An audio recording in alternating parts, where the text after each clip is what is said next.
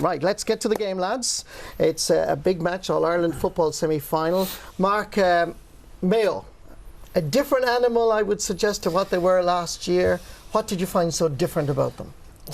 Just they're far stronger. Even by looking at them just lining up in the field, they've totally just bulked up. They're faster, they're fitter.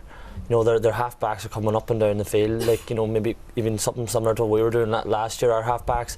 And they're coming up at some pace, like Vaughan, Keegan, Colin Boyd, Keith Higgins, and they're going to take some beating. From your perspective, is having a look at both teams, what do you see as the key battle on Sunday?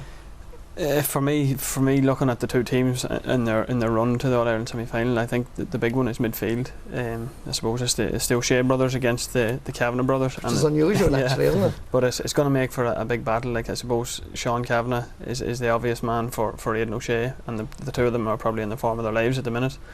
And depending on the outcome of that, it will go a long way to deciding the result, and possibly even the player of the year as well, between Aidan O'Shea and Sean Kavanagh. How do you think it will go in the battle? I think the Mayo will come out on top. Okay, well, we'll hear more from Conor in a moment. But John Evans, as manager of Roscommon, you have faced both Mayo and Tyrone. What kind of a game are you expecting? What kind of tactics can we look forward to? Well, firstly, Marty, I was really Mickey Hart, he's top drawer in tactics. The last day, simple little things like, he had Stephen O'Neill inside, and Stephen O'Neill he's not playing well now. He's the one flying the ointment by Tyrone at the moment. He's not playing well, but what did Mickey Hart do? Take him out, put him running around, put in Matty Donnelly, couple of points. That was a master stroke. You're your best forward, you take him out and you put him tackling guys out around the middle. Mickey Hart has got these guys buzzing. A couple of other things is that Colin Kavanagh, who hasn't had a good campaign, had a humongous game the last day. Huge game. These guys are getting better. As they go on, they're getting better and better. And look, their last 4 games, was it Meath, Kildare and Monaghan? I mean, 2 points, and Roscommon, 2 points each time. They're hewing out a win from doggedness. You don't know what to expect from Tyrone. There is a perceived weakness in the Tyrone attack, that they're not as good as what they were when they won 3 All-Irelands. But the half-back line in particular, have they impressed you? Oh, the half-back line. I mean, when Penrose got the red card the last day, straight away you had Kieran McGinley, Peter Hart and Conor Gormley. They were involved in the first 6 attacks of the second half, and I think Peter Hart and Conor McGinley kicked 2 points. I was reading something. They planned for it at half time.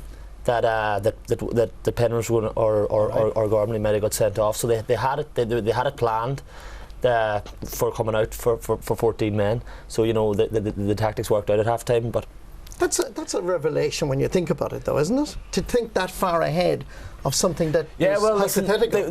They had to because as you were saying, Mickey Hart, he's top drawer, and he's saying to himself before he goes into the dressing room to speak to his players, he's saying, if I go in here and we're going to just plan normal, it's going to be different, a completely different second half. So they had to plan for it. Did you have any idea, Conor, what was going to happen? No. We didn't have any inkling as to what might happen. I suppose if we might have had a chance to get ourselves prepared better for it, in the second half. But we were, as far as we knew, it was going to be 15 and 15. There again, Marty, that's the composure of Tyrone. They can assess what's going on at any given time, and they don't just react to a team; they act. Which is I think Tyrone also, the shades of 08 here with Tyrone, beaten in the first round of the Ulster, and they've gathered themselves, they've got a run going, and they're in All-Ireland semi-final. How big a loss do you think is Martin Penrose? He's a big loss to Tyrone. I know maybe Martin Penrose hasn't been getting the scores for Tyrone, but he gets through a savage amount of work. He's more of a defensive forward than he puts in the massive tackles, and he's a big link to Tyrone. I think him and Matty Donnelly. Matty Donnelly's been, I think, an unsung hero for Tyrone this year. He's been up and down. He's kicking massive points for them when need be, and the two of them. Same question. Penrose is going to be the same work ethic as Matty Donnelly. They're going to need somebody to come in and replace that work ethic. But will it be difficult, John, for Mayo to reach that level of performance? They raised the bar so high the last day against Mark's You know, team? about a month ago, Bomber Liston and myself were discussing, and I was describing Mayo to him, and at the end of the day, he says, John, come on, you know, they're not that good. And I was talking to Bomber afterwards, and he says they are that good. They really, really are. They've one huge thing that Donegal had last year, that Dublin had the year before. They have that insatiable hunger. When they break now, like Mark was saying there, when they break from a hand, they're gone. They're adventurous. Vaughan is flying, you know, and Lee Keegan and these guys, they're eating up ground. One man I have great time for, of course, is Andy Moran, and his opinion counts in the sense that he said that Donny Buckley has added significantly, that he's the best coach he's come across. He's a Kerry man, good Castle Island man, you're a Killorglin man. What is Donny Buckley bringing to the table that impresses the Mayo players so much? The first thing, Donny Buckley is humble. He's a player's man, number 2.